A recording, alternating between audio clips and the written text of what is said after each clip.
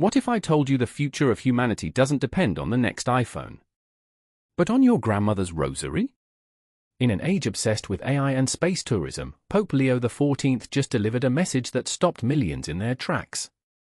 During the Jubilee for families, standing before thousands of children, grandparents, and the elderly, he didn't talk about progress. He talked about love. Roots. Home. Families are the cradle of humanity's future, he said. Not corporations. Not governments. Not even algorithms. But the sacred bonds of parents, children, and the generations in between. And what he said next? About the Church's mission, the hidden strength of grandparents, and the spiritual power of children. Wait till you hear item number 5, it gave the whole crowd goosebumps. Let's begin. 1. The family, not just important, essential. Pope Leo didn't say families matter. He said families carry the future of humanity on their shoulders. At the Jubilee celebration for families in Rome, the crowd expected the usual ceremonial beauty, chants, blessings, maybe a few stories. Instead, the Holy Father stepped forward and dropped a spiritual thunderclap. With thousands gathered, from toddlers to great-grandparents, he declared the family not as an ideal, but as an urgent mission. He called it God's living masterpiece, echoing generations of Catholic teaching but giving it new force in our fractured age. Pope Leo reminded us that the family is the only institution where love is given freely, life begins in trust, and the seed of faith is passed from heart to heart. Not just a support system, but the system that sustains our humanity. In a time of digital noise, generational gaps, and rising isolation, he's pointing back to something ancient, the home as sacred soil. But what happens when the soil is dry, when families are broken, strained, or forgotten? That's when something, or someone, must rise to heal the gap. And that's where number 2 comes in. 2. Grandparents, the forgotten saints. They're often dismissed as past their time, but Pope Leo calls them the living memory of humanity. In the heart of his homily, Pope Leo painted a vivid picture of grandparents not as aging relics, but as spiritual lighthouses, steady, constant, and often ignored until the storm hits. He spoke of elderly couples who held their families together during times of war, poverty, illness, and even exile, men and women who became silent heroes in the shadows of history. He said their lives was a gospel written in wrinkles, each line a testimony of endurance, prayer, and love. For Pope Leo, to forget the elderly is to forget where we come from and risk losing where we're going. He warned that a society without memory is a society without soul. Neglecting grandparents, he said, is like tearing the opening chapters out of our salvation story. They are not leftovers of life, but first witnesses to faith. And if grandparents are the memory, how is that memory passed on? Get ready, because in point 3, Pope Leo reveals a powerful truth about how families transmit faith across generations. 3. Faith is not taught, it's transmitted. You don't teach a child to believe. You show them who you believe in. In what many called the most tender moment of his homily, Pope Leo asked a question so simple it silenced the crowd. Where does a child first hear the name of Jesus? He didn't point to catechism classes or Sunday sermons. He pointed to the warmth of home. A mother singing psalms while stirring the soup. A father quietly tracing the cross before bills are paid. A grandmother whispering a Hail Mary beside a sickbed. A child listening, not to theology, but to love in motion. Pope Leo recounted stories of families who passed the gospel not through lectures, but through lullabies, meals, and moments of suffering. Faith, he said, is more often caught than taught. The home is the Church's first seminary, Pope Leo declared. And if that sacred space is silent, if the name of Jesus is never spoken at home, then the Church doesn't just lose a generation. She loses her future. This is not about methods. It's about witness.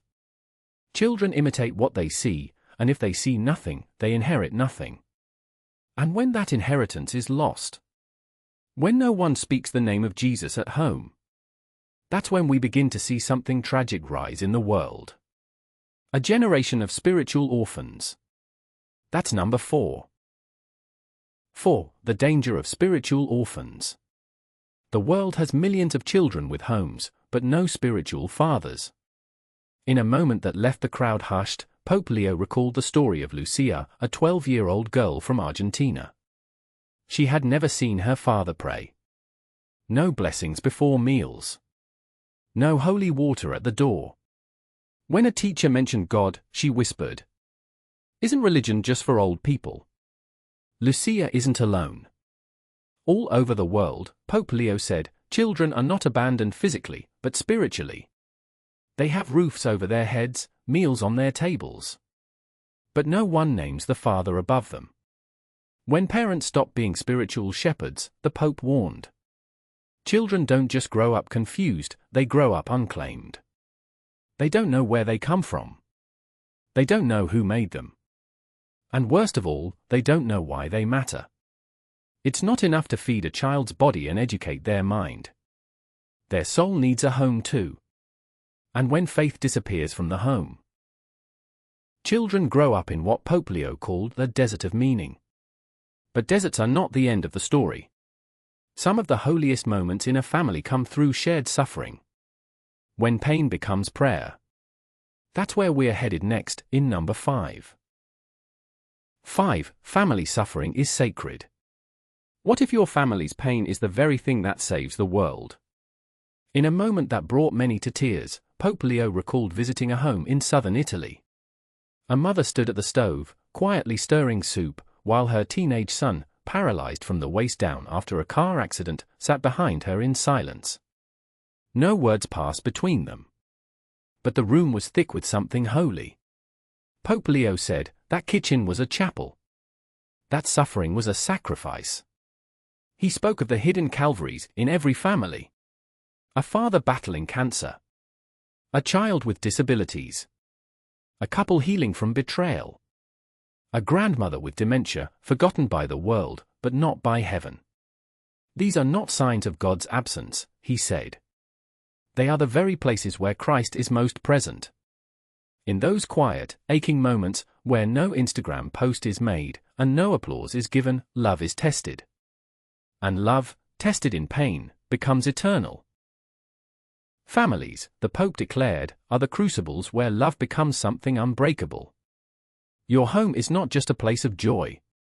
It is an altar. It is where you join Christ on the cross, not as victims, but as co-redeemers.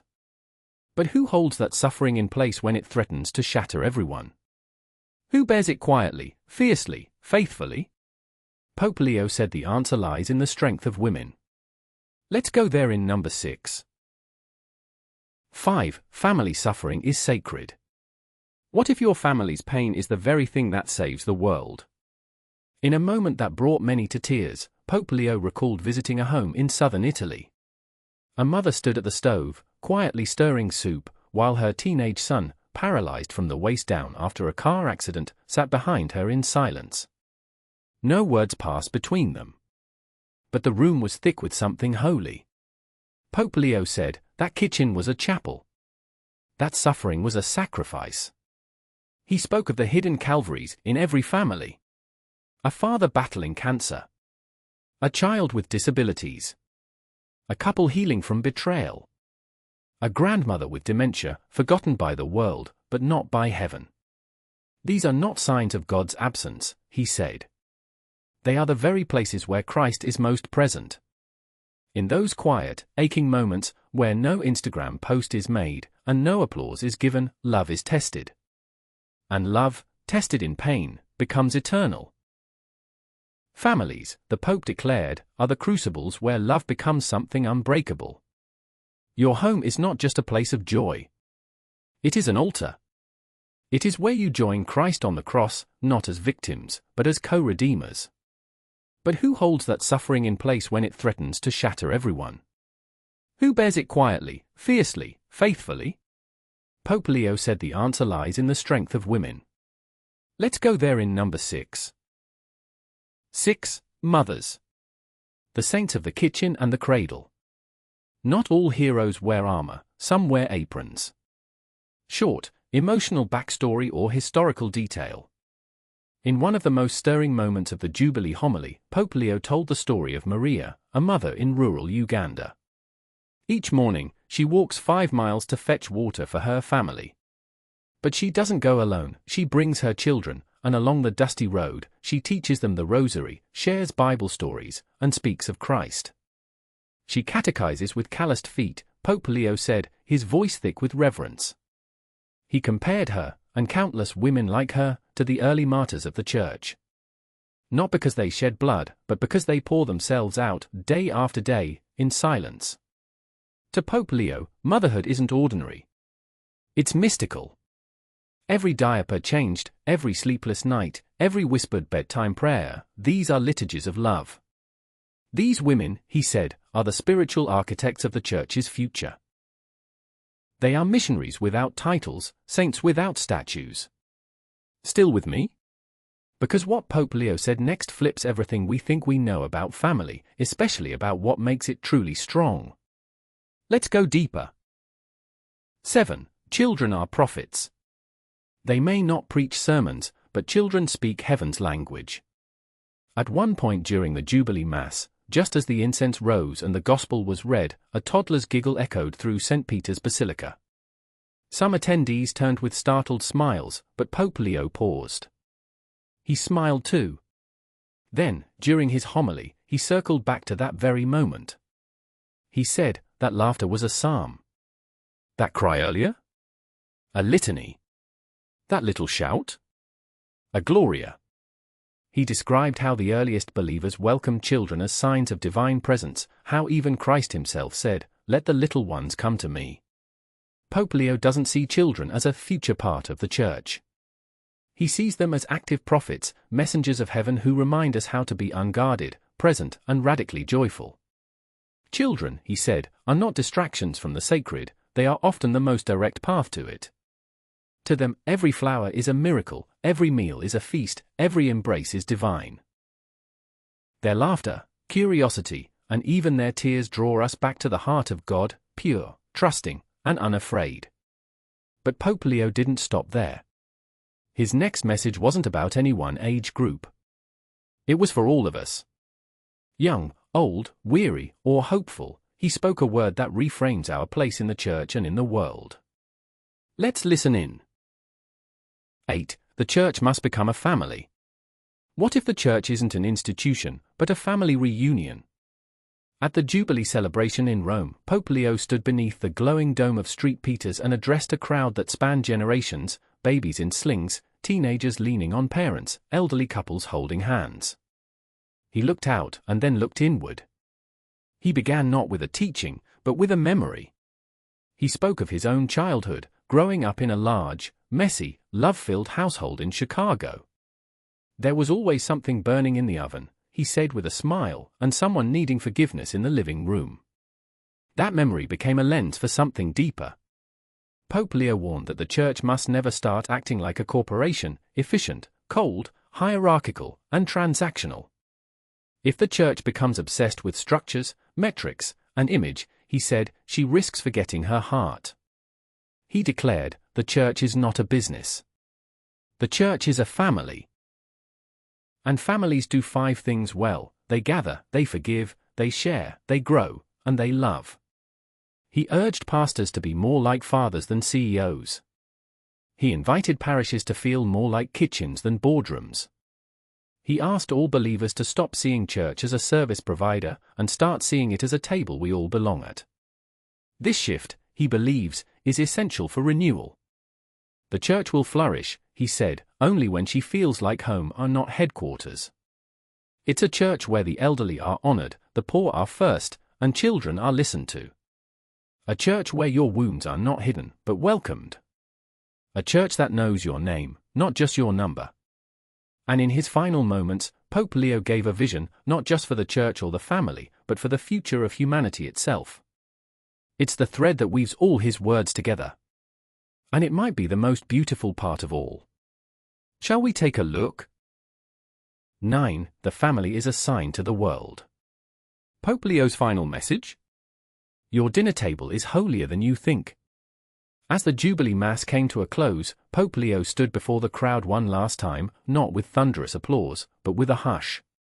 He paused, then told a story from earlier that week. During an unannounced visit to a refugee shelter on the outskirts of Rome, he watched a father share the last piece of bread with his children. No cameras. No ceremony. Just quiet sacrifice. Pope Leo said, "In that moment, I saw the Eucharist happening outside of Mass." It was this vision that shaped his closing words. He called families icons of peace, living images of the gospel that speak louder than speeches or encyclicals. He challenged us to believe that the ordinary moments of family life are not distractions from holiness, they are the pathway to it. When a parent forgives, when siblings pray together, when meals are shared with laughter or tears, heaven touches earth. The family, Pope Leo declared, is where the culture of life begins, and where the future of peace is born. In a world scarred by division, conflict, and despair, families are a living sermon. Every act of love at home, however small, is a protest against violence and a prophecy of hope. The Church's mission begins at the kitchen table. Not in grand declarations, but in daily devotion. Pope Leo's final blessing wasn't just words, it was a commissioning. He didn't just want the crowd to feel inspired. He wanted them to leave different. And so, before departing, he made one last surprise move, one final act that sealed the message in their hearts forever. Shall we end where he ended? 10. Grandparents carry the fire of faith. What if the oldest people in your family aren't just witnesses, but torchbearers? During his Jubilee homily, Pope Leo paused to speak directly to grandparents. His tone shifted, gentle, reverent, almost pleading. He recalled visiting a small village near Assisi where a 91-year-old grandmother still gathered her children and grandchildren for nightly prayer. She has arthritis in every joint, he said, but her hands are still folded in faith.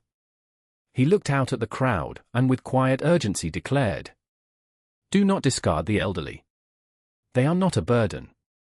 They are the roots that hold the family tree in place." Pope Leo called grandparents the memory of the Church and the library of love. In an age that prizes speed, youth, and novelty, he reminded us that faith is not downloaded, it is handed down. Every story of sacrifice. Every rosary prayed in silence. Every embrace that comes with decades of endurance. These are not sentimental relics, they are spiritual inheritance. He urged the younger generations not only to listen to their elders, but to sit at their feet like disciples. The future will have no roots if we forget those who carried the faith through war, migration, and hardship. So before he gave his final blessing, Pope Leo offered one more commandment, not from a mountaintop, but from the hearth. Honor your parents and grandparents, he said. It is the only commandment that comes with a promise that your days may be long. And with that, the Holy Father turned to offer one last gesture, one that brought the entire vision of the Jubilee full circle.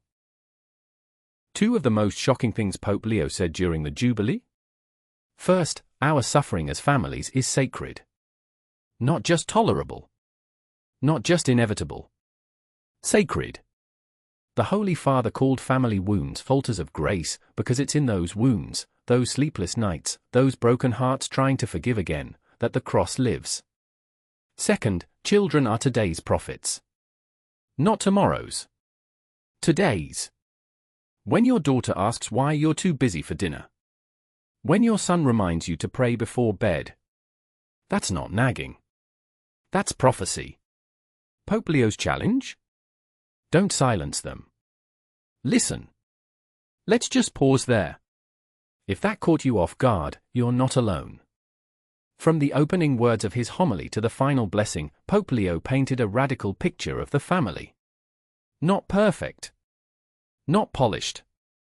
But holy. He said families are the cradle of humanity's future.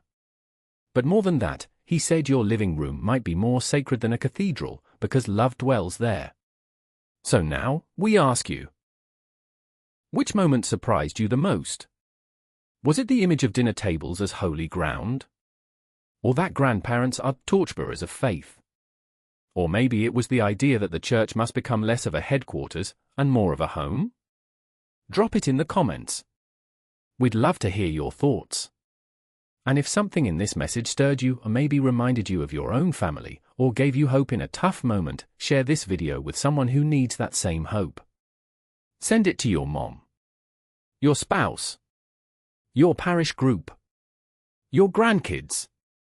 And hey, if you want more stories that pulse with faith, truth, and beauty, subscribe to Sacred Pulse Times. You'll find more reflections like this, plus stories that help your heart beat in rhythm with the gospel. Or, keep the flame going right now by watching our next video. Until then, peace be with you. And may your home echo with love.